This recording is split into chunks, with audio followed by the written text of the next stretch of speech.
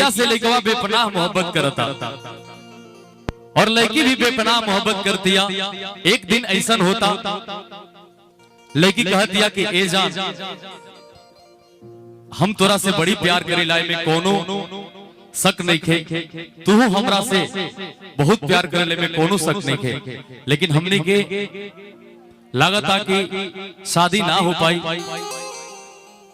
हमने के जीवन साथ में ना गुजार सके निजा। हमरे बाबू माई हमार शादी कहीं और ठीक कर देले। इतना बात सुन के लड़का कहलस कि अरे पगली, तोरा खातिर अपने बाप के छोड़ देने, अपने माई के छोड़ देने, अपने भाई के छोड़ देने, पूरा जीवन बर्बाद कर देने, और